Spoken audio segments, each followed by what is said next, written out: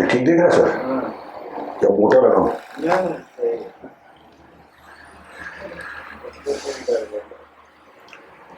Dr. Goyal sir, we are happy to have you here. Dr. Chaudhary, बहुत पुरानी यादें ताज़ा कर दी। मैंने जहाँ से पोस्ट ग्रेजुएट किया इंस्टीट्यूट ऑफ चाइल्ड हेल्थ से डॉक्टर चौधरी आज वहाँ अटैच्ड हैं। Doctor Shishir Bose, nephew of Subhash Chandra Bose, was my teacher. He was as smart looking as Dr. Chaudhary is.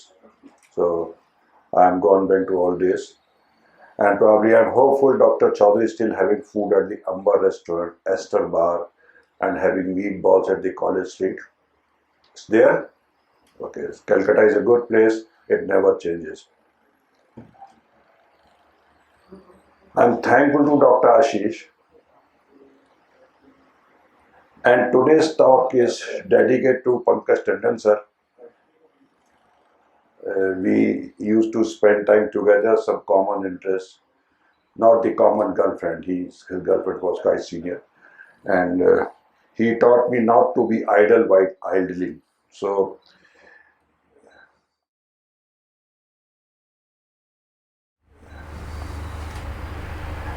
COVID was bad, and of course Anupam is our going to be president of IMA.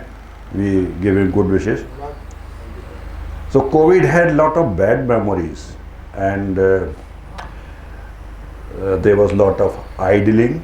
So I did some work those idle days, and that is a presentation. If chairman feel that it's not scientific, he can ask me to stop. After listening to Dr. Chaudhary's scientific talk, it may look a bit primitive, because what I'm going to discuss, what I discuss with my baby patients. So during COVID, I got scared because there was no space in the hospital, because I could maintain a 6 feet distance in my chair and patient's chair. I took an inch tape, so there wasn't any space. So it started my OPD is not in the canteen area with all the gown and mask and the shield and everything.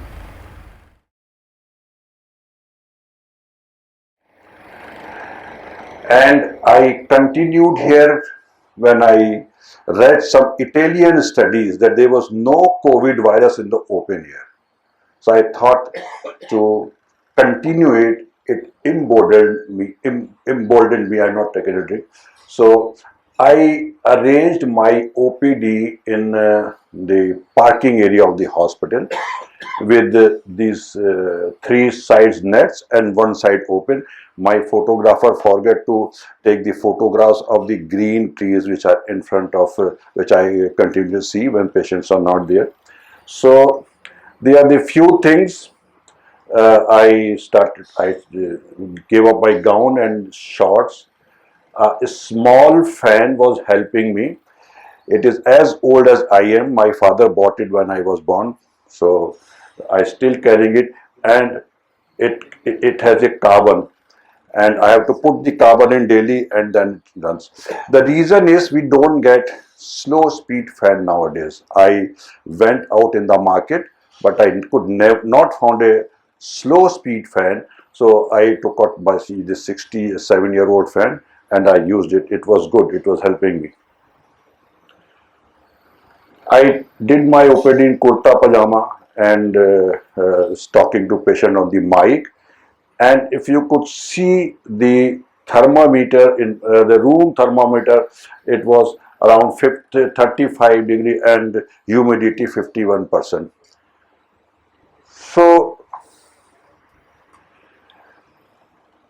today's talk, Dr. Ashish, I discussed that I'll be speaking on managing baby in different weathers. So where is weather? There is no weather.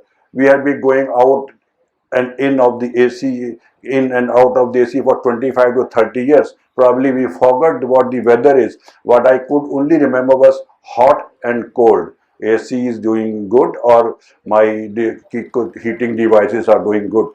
So during those 2.5 years, I could see all the weathers. I could feel that I was reintroduced to the weathers.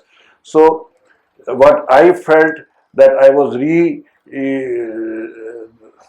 relearned that India is blessed with 4 weathers, and these weather come one after another with an intervening period, which is we can acclimatize from hot to cold and cold to hot or something. So, and they tell us to prepare ourselves for our babies and ourselves. So, oh, it has moved fast. Along with the weather, hot and cold, I could feel there is change in humidity.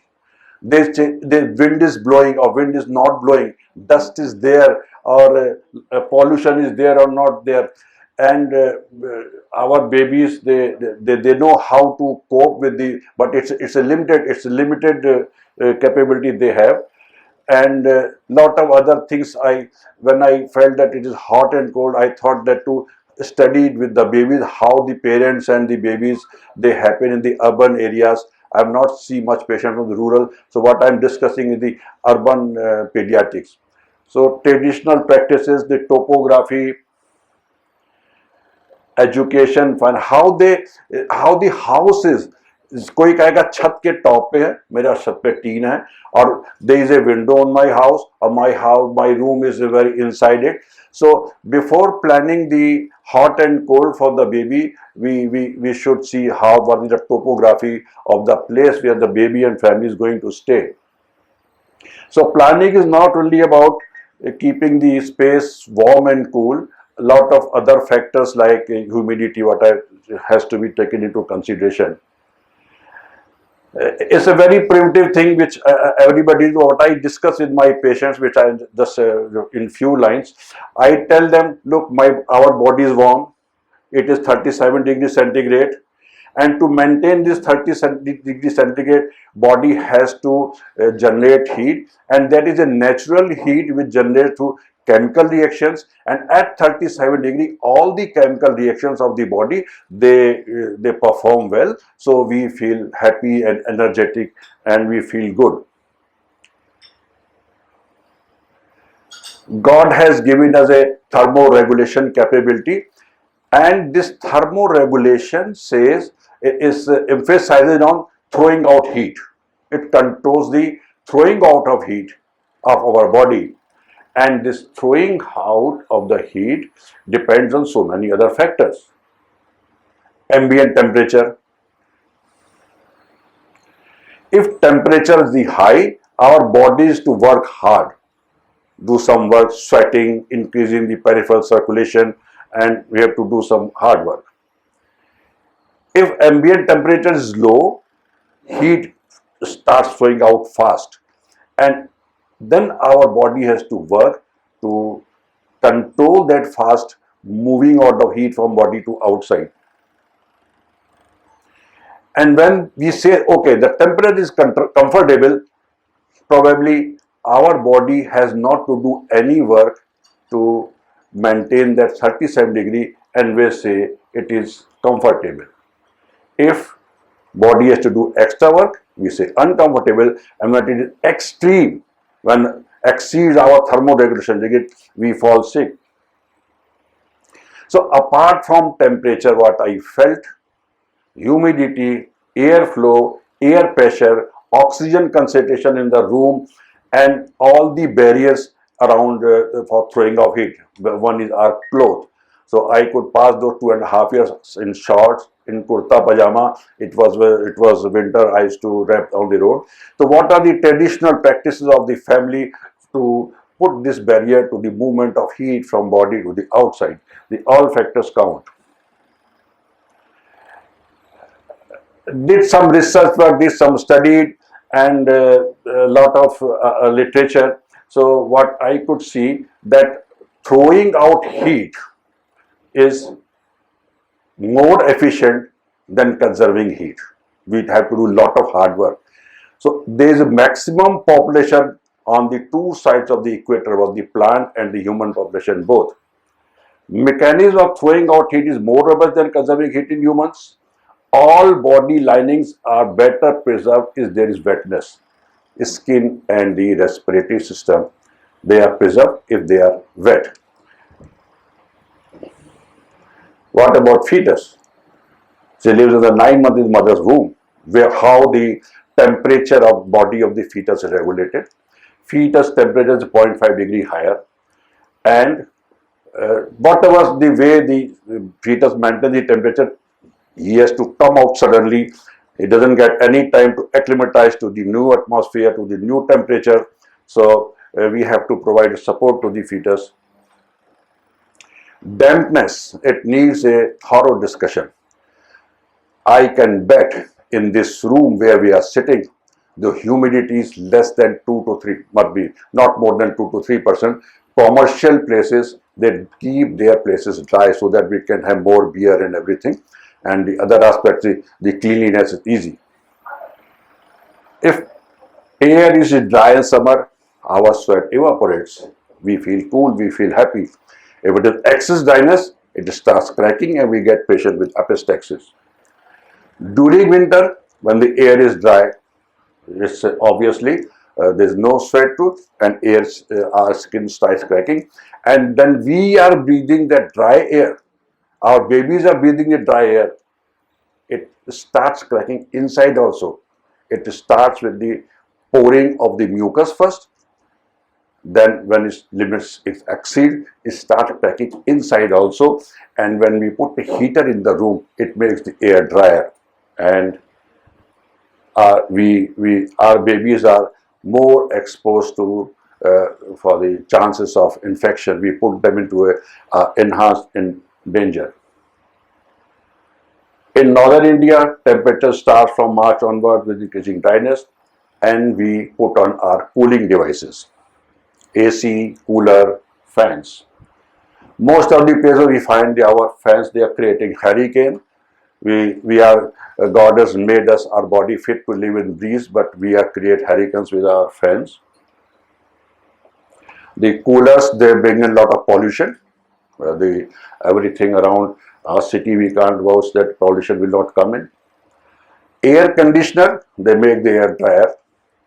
So we have to make judicious use of all these things, considering the dryness, the baby, the family culture, oiling of the skin, what type of clothes they are wearing. Nowadays, I find youngsters wearing black t-shirt and black shirt like Dr. Ashish and Dr. Aishwarya. They are the youngsters and we are oldies. I tried a black t-shirt, but I didn't like it, so I again wear the. So the black clothes are detrimental. We should not wear black clothes in the summer, neither to our babies also. Then I thought, what should I do? How we can help ourselves, our babies? A desired ambient temperature for a comfortable movement of the heat from our body is 20 degrees centigrade and humidity around 40. It is internationally, not internationally, I think it's for India. All the Western literature says 22 degree. And what I feel personally, 26 around is good for us. Most of us feel chilly if it continues for 22 countries for longer time. So I put a cooler in my air conditioned room.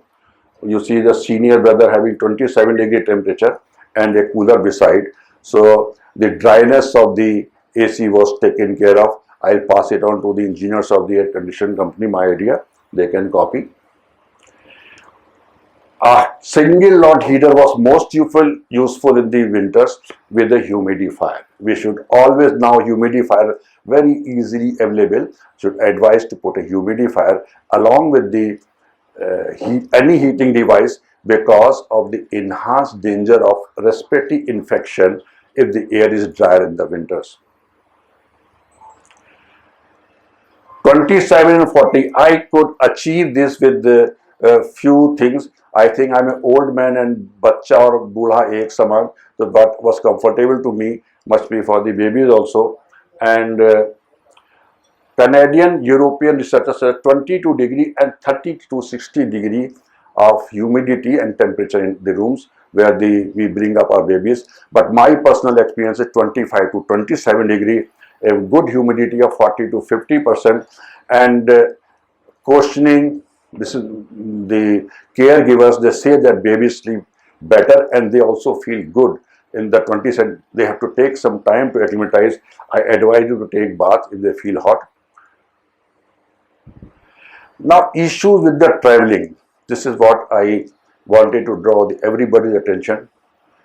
The traveling has resumed. We are in the hotel. We take our babies to hotel, and even with the most comfortable conditions, we feel tired.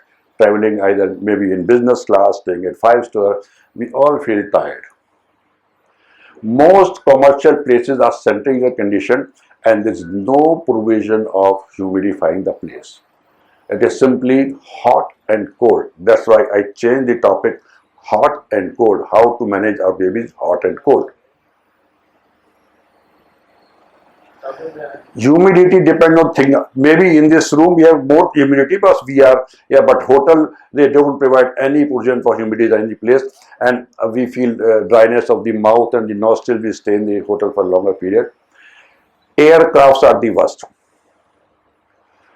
Recorded humidity is 2% in most of the flights, and when the flight is full, it has been recorded maximum 20%.